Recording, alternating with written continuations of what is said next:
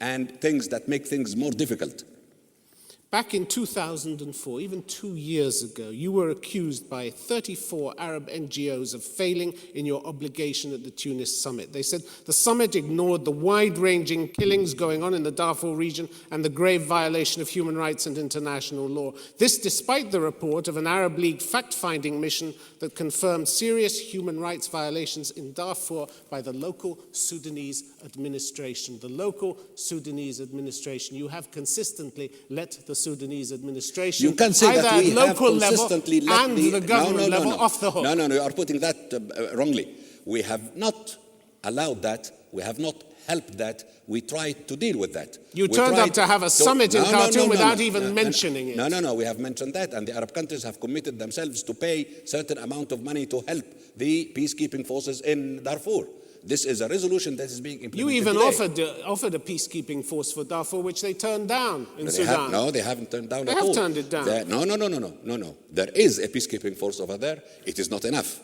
You offered an Arab League peacekeeping force, didn't you? Where did you bring this information from? From the newspapers. The Arab League has decided. No. The Arab League has decided to cooperate with the African Union and not to have an Arab independent policy on that, but a joint policy of African and Arab organizations. You don't need a peacekeeping force if the Sudanese government would stop arming and directing the Janjaweed militia who are doing the killing. You know that you know as what well is as I Janjaweed do. militia? Do you know what? You know as well as I do. Do you have a definition of that what is the Janjaweed? That is the fact, isn't it? No, that's half facts.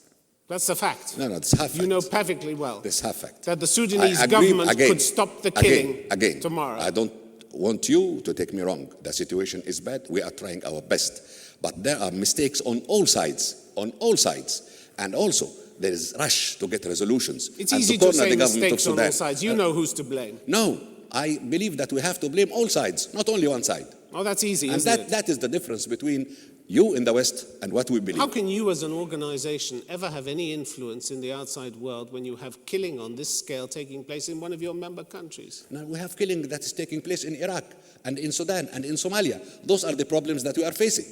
But we cannot deal with it by pointing a finger of accusation on one side, because so many sides are implicated on all those problems. Not only one. The inability to point a finger means that everybody gets away with it. That's what it means, No, doesn't not it? everybody will get away with it. Year We are not going to year. allow that to happen. We are trying to do that, and there is a time limit. We are trying to reach a solution, reach a deal before the end of this year, in November or December.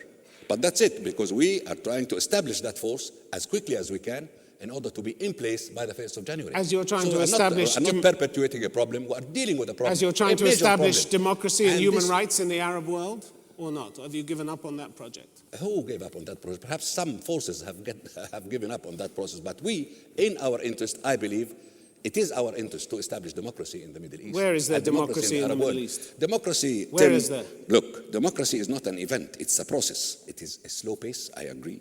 And we have to accelerate the pace of democracy, accelerate the pace of change, accelerate the pace of modernization, more than what we are doing now. How about in your country, Egypt? How about starting there? It has started. And it started not only in Egypt, but in many other countries. With the crackdown on the Muslim Brotherhood, with the beating up of demonstrators in the streets? But we are moving in the right direction. And democracy is something that we believe, we in our area and in our region, in our world, we believe that this is a best system. It's moving in the right direction when police are beating up unarmed demonstrators in the streets in May? Look, the question of police, I cannot defend any actions like that. But what I'm telling you is that the summit in Tunis has issued this major document, and it is being implemented slowly. I agree. I really complain that it is a slow motion. We need to be more active and to move on a quicker pace. But the process has started. All right, Mr. Moussa, I'm going to lead you to the lions who are waiting for you out in the audience. And our first question is from Lubna Kayali. Lubna. My question mainly is about the Arab League's efficiency. There is a view generally that the Arab League's reaction to the crisis in Lebanon and Iraq has been inefficient and limited. Do you think, sir, it's a problem with the structure of the Arab League itself, or the unwillingness of its member states to cooperate with each other? No, I believe that we have done our best in both cases, in both situations, in Lebanon and in Iraq. Let me tell you about what we have done in Lebanon.